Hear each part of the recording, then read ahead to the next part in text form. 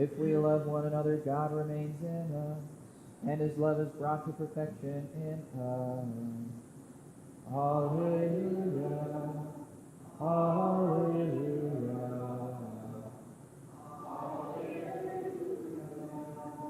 The Lord be with you. A reading from the Holy Gospel according to Luke.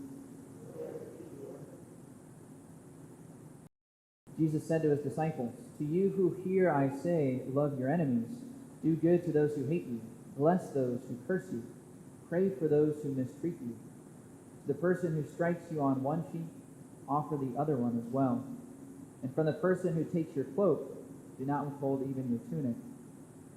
Give to everyone who asks of you, and from the one who takes what is yours, do not demand it back. Do to others as you would have them do to you. For if you love those who love you, what credit is that to you? Even sinners love those who love them. And if you do good to those who do good to you, what credit is that to you? Even sinners do the same. If you lend money to those from whom you expect repayment, what credit is that to you? Even sinners lend to sinners to get back the same amount. But rather love your enemies and do good to them, and lend expecting nothing back. Then your reward will be great, and you will be children of the Most High. For he himself is kind to the ungrateful and wicked. Be merciful, just as also your Father is merciful. Stop judging, and you will not be judged. Stop condemning, and you will not be condemned. Forgive, and you will be forgiven. Give, and gifts will be given to you. A good measure, packed together, shaken down and overflowing, will be poured into your lap. For the measure with which you measure will in return be measured out to you." The Gospel of the Lord.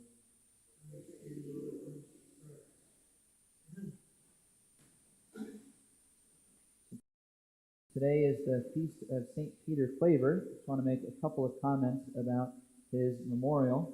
St. Peter Claver was a man who ministered to Negro slaves in the early 1600s in America. And that was basically all he did with his whole life.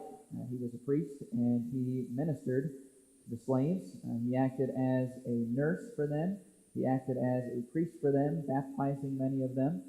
And a very inspiring life, a life full of a lot of suffering. And I think there's a couple of important things we can take from the memorial of St. Peter Claver. And the first is that St. Peter Claver was not a political advocate. Even though obviously he saw the evils of slavery, he didn't spend his time advocating against slavery. Rather, he realized that was out of his control, and so he focused on what he could control. And that was the slaves right in front of him, who needed someone to minister to them. And that's what he did. I think there's something profoundly wise about that for each of us.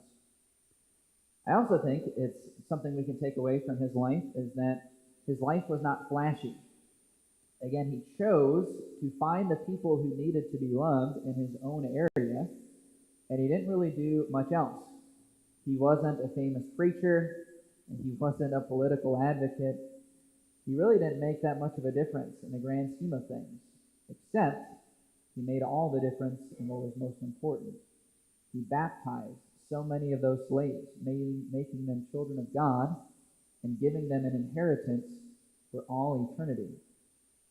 Great wise lessons for all of us, that all of us are called to sanctity in those small ways and in the ways that are right in front of us.